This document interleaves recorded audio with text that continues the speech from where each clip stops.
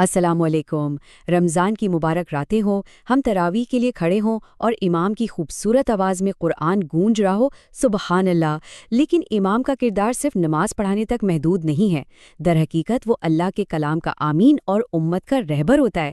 تو چلیں آج اس عظیم ذمہ داری کی گہرائیوں کو سمجھتے ہیں۔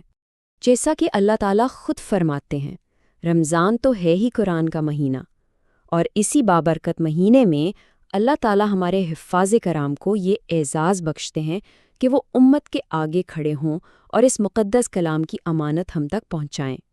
یہ کوئی معمولی بات نہیں ہے۔ اچھا، تو اس گفتگو میں ہم 6 اہم نکات پر بات کریں گے۔ امامت کی اصل روح کیا ہے؟ نیت کی اہمیت کتنی ہے؟ قرآن ہمارے لیے گواہ کیسے بنے گا؟ امامت کے عملی تقاضے کیا ہیں؟ اللہ کی طرف سے انعام کیا ہے؟ اور آخر میں ایک دعا اور ایک نصیحت۔ تو آئیے شروع کرتے ہیں۔ تو سب سے پہلی اور سب سے اہم بات، امانت کا احساس۔ تراویح کا امام صرف نماز نہیں پڑھا رہا، وہ اللہ کے کلام کا امین ہے۔ یہ ایک بہت بڑی ذمہ داری ہے، ایک مقدس امانت جسے پورے شعور اور احساس کے ساتھ اٹھانا لازم ہے۔ اچھا، ہر عمل کی جڑ، اس کی بنیاد دل سے شروع ہوتی ہے۔ تو آئیے امامت کے سفر کے اس سب سے پہلے اور اہم ترین قدم یعنی نیت کو سمجھتے ہیں، کیونکہ سارا کھیل یہیں سے شروع ہوتا ہے اور یہیں پر ختم ہو سکتا ہے۔ ہر حافظ کو، ہر امام کو تراویح میں کھڑے ہونے سے پہلے خود سے یہ سوال ضرور پوچھنا چاہیے، میں یہ نماز کیوں پڑھا رہا ہوں؟ میرے اس منصب پر کھڑے ہونے کا اصل مقصد کیا ہے؟ یقین کریں یہ ایک سوال آپ کے پورے عمل کی سمت بدل سکتا ہے۔ اور اس سوال کا جواب ہمیں ملتا ہے نبی اکرم صلی اللہ علیہ وسلم کی اس بنیادی حدیث میں کہ اعمال کا دار و مدار نیتوں پر ہے۔ آپ کی امامت، آپ کی تلاوت، اس کی قبولیت کا سارا انحصار آپ کے دل میں چھپی ہوئی نیت کے اخلاص پر ہے۔ ایک اور بات جو سمجھنا بہت ضروری ہے وہ یہ کہ قرآن کس مقصد کے لیے نہیں اترا۔ یہ شہرت پانے کے لیے، لوگوں سے واہ واہ سننے کے لیے یا کوئی دنیاوی رتبہ حاصل کرنے کے لیے نازل نہیں ہوا۔ ایسی نیتوں کے ساتھ اللہ کے کلام کو پڑھنا اس کی شان کے خلاف ہے۔ تو اس کا حل کیا ہے؟ ایک بہت ہی عملی نصیحت۔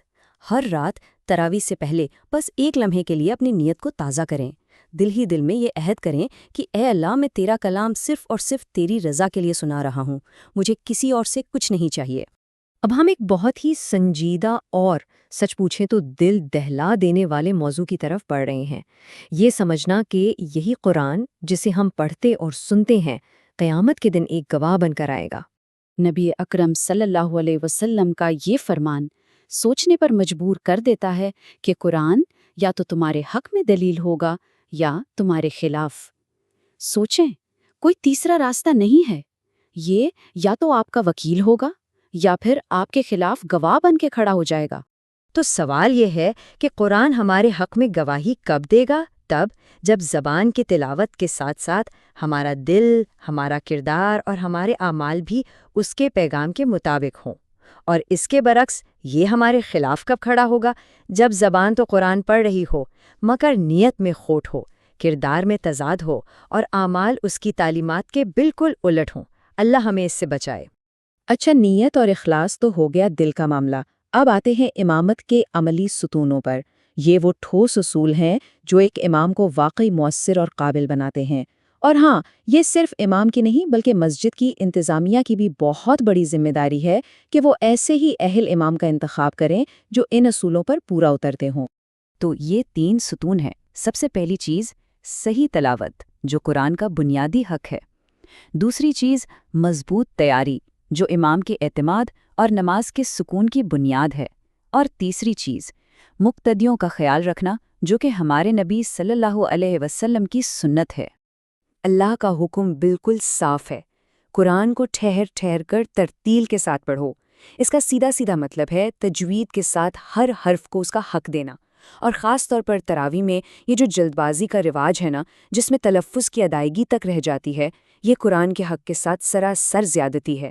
یاد رکھیے، امام کی غلطی صرف ایک لفظ کی غلطی نہیں ہوتی، یہ اس مقدس امانت میں خیانت کے مترادف ہے۔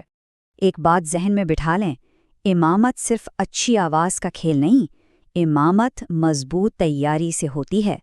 جس حافظ کو اپنا سبق، اپنی منزل پکی یاد ہوتی ہے، اسی کے پیچھے کھڑے مقتدی بھی پورے سکون اور اطمینان سے نماز ادا کرتے ہیں۔ کمزور تیاری ایک اچھی امامت کی راہ میں سب سے بڑی رکاوٹ ہے۔ اور یہ دیکھیں ہمارے پیارے نبی صلی اللہ علیہ وآلہ وسلم کی کتنی خوبصورت تعلیم ہے۔ آپ نے فرمایا کہ جب امامت کراؤ تو نماز کو ہلکا رکھو۔ کیوں؟ کیونکہ آپ کے پیچھے صفوں میں بوڑھے بھی ہیں، بیمار بھی ہیں اور دن بھر کے تھکے ہارے لوگ بھی ہوتے ہیں۔ لمبے قیام اور لمبے سجدے کرنے سے زیادہ افضل یہ ہے کہ اعتدال رکھا جائے۔ یہی سنت ہے اور یہی حکمت ہے۔ اچھا، اتنی ساری ذمہ داریوں کی بات کرنے کے بعد اب ذرا ان خوشخبریوں اور انعامات کو بھی سن لیں جو اللہ تعالیٰ نے اس امانت کو صحیح طریقے سے ادا کرنے والوں کے لیے تیار کر رکھے ہیں۔ ذرا تصور تو کریں ان انعامات کا۔ قیامت کے دن قرآن کے ساتھی سے کہا جائے گا، پڑھتے جاؤ اور جنت کے درجات چڑھتے جاؤ۔ جو لوگ قرآن کا حق ادا کرتے ہیں وہ اللہ کے اپنے اور خاص لوگ بن جاتے ہیں، یہاں تک کہ ان کے والدین کو بھی قیامت کے دن نور کا ایسا تاج پہنایا جائے گا جس کی چمک سورج سے بھی زیادہ ہوگی۔ سبحان اللہ۔ چلیں اب آخر میں ایک دل سے دعا کرتے ہیں اور ایک نصیحت کے ساتھ اپنی بات کو سمیٹتے ہیں۔ آئیے مل کر دعا کریں۔ اے اللہ، ہمیں قرآن کا سچا امین بنا دے، ہماری نیتوں کو خالص فرما، ہماری زبانوں کی اصلاح فرما، ہمارے دلوں میں نرمی اور عاجزی پیدا کر، اور ہماری اس خدمت کو قبول فرما۔ یا اللہ، قرآن کو ہمارے حق میں دلیل بنانا، ہمارے خلاف نہیں۔ آمین یا رب العالمین۔ اور آخر میں بس یہ ایک جملہ ہے جو ہمیں ہمیشہ یاد رکھنا چاہیے۔ قرآن جو اس کا حق ادا کرے اسے دنیا اور آخرت دونوں میں بلند کرتا ہے، اور جو اس سے غفلت برتے اس سے پکڑ لیتا ہے۔ اللہ تعالی ہمیں حق ادا کرنے والوں میں شامل فرمائے۔